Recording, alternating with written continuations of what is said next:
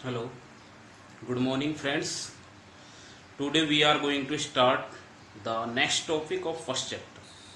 अब तक हमने फर्स्ट चैप्टर में जो पढ़ा है उसके बाद में नेक्स्ट टॉपिक आता है हमारा विद्युत क्षेत्र में विद्युत क्षेत्र की तीव्रता। देखिए विद्युत क्षेत्र में विद्युत क्षेत्र की तीव्रता के बारे में हम समझते हैं। तो विद्युत क्षेत्र होता क्या है, जैसे हमने इससे पहले पढ़ा था 10th क्लास में, आपने पढ़ा होगा कि चुंबक के चारों ओर चुंबकीय क्षेत्र उत्पन्न होता है, उसी प्रकार जो विद्युत क्षेत्र होता है वो किसके चारों ओर उत्पन्न होता है, आवेश के चारों ओर। मान लीजिए ये कोई आवेश है +Q, ठीक है। इस आवेश के चारों ओर एक निश्चित एरिया होता है, एक निश्चित क्षेत्र होता है। उसमें यदि हम किसी अन्य आवेश को लेके आते हैं तो अन्य आवेश क्या अनुभव करता है, बल। ये जो आवेश होता है इसको तो हम कहते हैं स्रोत आवेश। कौन सा आवेश है ये, स्रोत आवेश। वह आवेश जो विद्युत क्षेत्र उत्पन्न करता है स्रोत आवेश हो गया। और एक अन्य आवेश और लेते हैं जिसको हम कहते हैं परीक्षण आवेश। Q0 है परीक्षण आवेश। कौन सा आवेश है, परीक्षण आवेश, ठीक है। जब परीक्षण आवेश को स्रोत आवेश के चारों ओर स्थित एक निश्चित एरिया में, इस एरिया के अंदर लेके आते हैं तो ये स्रोत आवेश क्या करता है, बल का अनुभव। जैसे यहां से हम यहां लेके आ गए तो यहां लाते ये किसका अनुभव करेगा, बल का। किसका अनुभव करेगा, बल का। और जिस एरिया में आते ही परीक्षण आवेश बल का अनुभव करता है उस एरिया को या उस क्षेत्र को हम कौन सा क्षेत्र कहते हैं, विद्युत क्षेत्र। अंडरस्टैंड। तो विद्युत क्षेत्र की डेफिनेशन क्या हो जाएगी, आवेश के या स्रोत आवेश, ये स्रोत आवेश है, स्रोत आवेश के चारों ओर स्थित वह क्षेत्र जिसमें किसी परीक्षण आवेश को लाने पर, परीक्षण आवेश को ला रहे हैं इस क्षेत्र में, जिसमें किसी परीक्षण आवेश को लाने पर वो किसका अनुभव करता है, बल का अनुभव करता है। कौन सा क्षेत्र कहलाता है, विद्युत क्षेत्र कहलाता है। अंडरस्टैंड।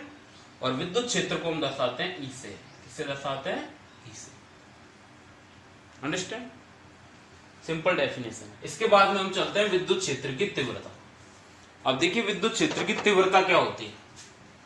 यदि आप ये समझ गए तो विद्युत क्षेत्र की तीव्रता को भी आसानी से समझ जाओगे। हमने इससे पहले पढ़ा था कि जो कूलाम बल पढ़ा था इससे पहले, तो कूलाम बल क्या होता है, दूरी के वर्ग के व्युत्क्रमानुपाती होता है। कूलाम बल F बराबर K Q1 Q2 upon R square होता है ना, तो दूरी के वर्ग के व्युत्क्रमानुपाती होता है। यहां पर भी ये जो परीक्षण आवेश है इसको इस स्रोत आवेश के पास लेके आएंगे तो इनके मध्य में क्या लगेगा, कूलाम बल। अब मान लीजिए जब मैं इसको यहां पे ले लेता हूं, इसको मैंने बिंदु दे दिया A। कौन सा बिंदु दे दिया, A। जब मैं यहां पर लेके आता हूं इस परीक्षण आवेश को तो यहां पर जो बल लगता है दोनों के मध्य वो कैसा है, कम। कैसा लगता है, कम। जैसे ही मैं इसको और आगे ले जाता हूं, मैं मान लेता हूं ये बी बिंदु है, बी बिंदु के पास ले जाता हूं तो बल का मान और अधिक बढ़ जाता है। सी के पास ले जाऊंगा तो बल का मान और अधिक बढ़ जाएगा। बढ़ जाएगा कि नहीं। सीधी सी बात मैं कहूं, जैसे जैसे मैं इसको स्रोत आवेश के पास लेके जाऊंगा परीक्षण आवेश को, तो इस पर लगने वाले बल का मान क्या हो जाएगा, बढ़ जाएगा। बढ़ेगा कि नहीं। और ये लगने वाले बल का मान ही किसको दर्शाता है, विद्युत क्षेत्र की तीव्रता को दर्शाता है। और डेफिनेशन देना चाहूं तो क्या हो जाएगी, ये स्रोत आवेश हो गया। स्रोत आवेश के चारों ओर स्थित विद्युत क्षेत्र में, ये विद्युत क्षेत्र है पूरा, विद्युत क्षेत्र में स्थित किसी बिंदु पर, ये कोई सा बिंदु हो सकता है, ये ले लो, ये ले लो, ये ले लो, कहीं पे भी ले सकते हो हम कोई सा बिंदु, ठीक है। तो स्रोत आवेश के चारों ओर स्थित विद्युत क्षेत्र में स्थित किसी बिंदु पर, ये कोई सा बिंदु मैंने बी ले लिया, बिंदु पर स्थित एकांक परीक्षण धनावेश। अब ये बात ध्यान रखना, इन पर कोई से बिंदु पर कौन सा आवेश होना चाहिए, धनावेश। कौन सा आवेश होना चाहिए, एकांक परीक्षण धनावेश, ठीक है।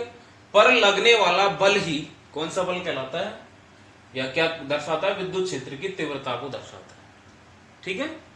दोबारा मैं डिफाइन करूं तो विद्युत क्षेत्र में स्थित, ये विद्युत क्षेत्र है, सुटेबल डेफिनेशन समझ लीजिए इसकी, सुन लीजिए। विद्युत क्षेत्र में स्थित किसी बिंदु पर स्थित एकांक परीक्षण धनावेश पर लगने वाला बल ही उस बिंदु पर विद्युत क्षेत्र की क्या कहलाता है, तीव्रता कहलाता है, ठीक है। और इसको हम दर्शाते हैं विद्युत क्षेत्र की तीव्रता को ई वेक्टर। विद्युत क्षेत्र को ई से, विद्युत क्षेत्र की तीव्रता को किससे दर्शाते हैं, ई वेक्टर, ठीक है। मैं मान लेता हूं कोई भी परीक्षण आवेश Q0 है जिसको विद्युत क्षेत्र में बी बिंदु पर लाते हैं और यहां पर लगने वाला बल है F। कौन सा है बल, F।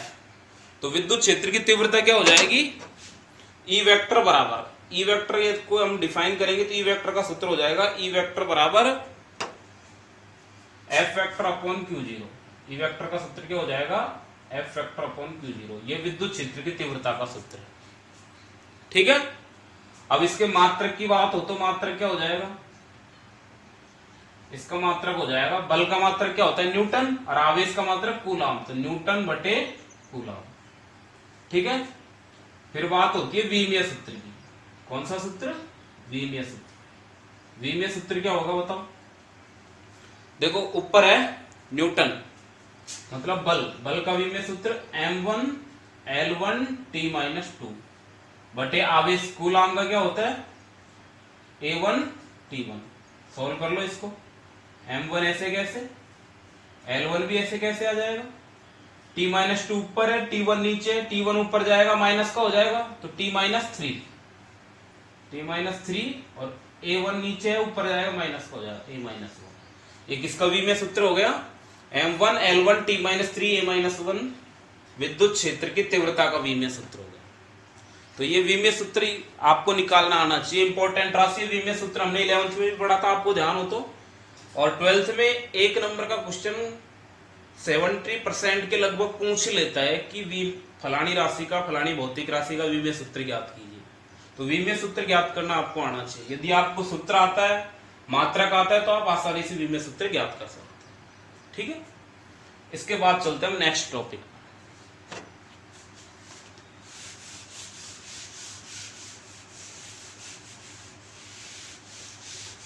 नेक्स्ट टॉपिक है आपका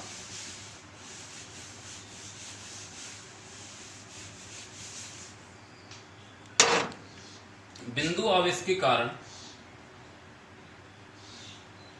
बिंदु आवेश के कारण विद्युत क्षेत्र की तीव्रता का व्यंजक की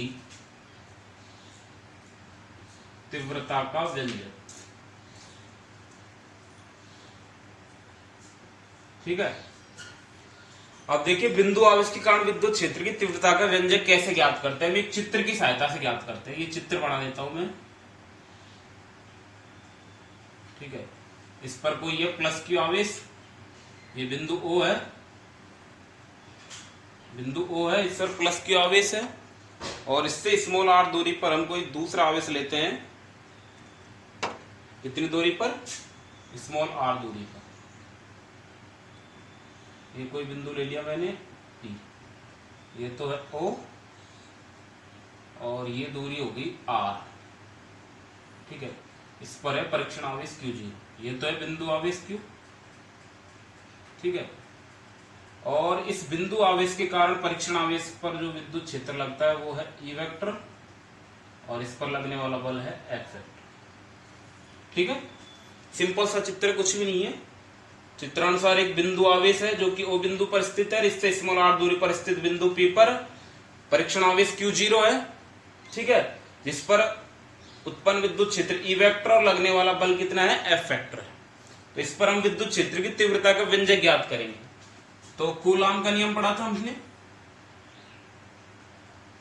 कूलाम के नियम से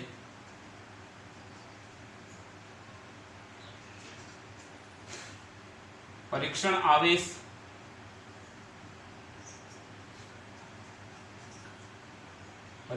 कौन सा है, Q0 एवं बिंदु आवेश के मध्य लगने वाला बल, बिंदु आवेश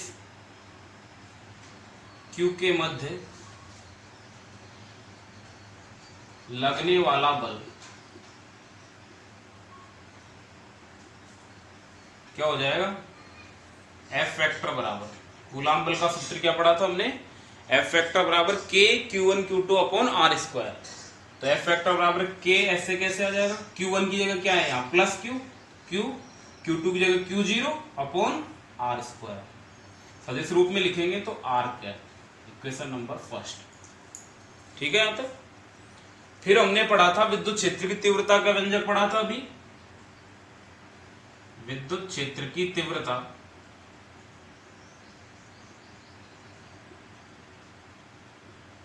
E वेक्टर बराबर अभी हमने क्या पढ़ा था, F vector upon Q0, equation number second. अब समीकरण 1 से मान किस में रख देंगे हम? 2 में। इक्वेशन फर्स्ट से मान किस में रख देंगे? इक्वेशन सेकंड में। इक्वेशन सेकंड में मान रख दीजिए, तो ई वेक्टर बराबर क्या आ जाएगा? देखो क्या आ जाएगा, इधर लिख देता हूं। ई वेक्टर बराबर एफ वेक्टर की जगह k q zero upon r square dot r cap बटे क्यू जीरो। ठीक है, एफ वेक्टर की जगह ये लिख दिया मैंने। ठीक है, क्यू जीरो ऐसे कैसे आ गया? क्यू जीरो से क्यू जीरो कट जाएगा, तो ई वेक्टर बराबर क्या आ जाएगा आपके पास? K q upon r square dot r cap. Equation number 3। ये विद्युत क्षेत्र की तीव्रता का व्यंजक आ गया बिंदु आवेश के कारण। या हम यहाँ पे के का मान भी लिख सकते हैं, या ई वेक्टर बराबर q upon 4 pi epsilon naught r square dot r cap. समीकरण नंबर 4। अंडरस्टैंड? ये बिंदु आवेश के कारण विद्युत क्षेत्र की तीव्रता का व्यंजक आ गया। इसमें किसी को प्रॉब्लम? इसके बाद में बात करते हैं विद्युत क्षेत्र की तीव्रता में दूरी के मध्य आलेख।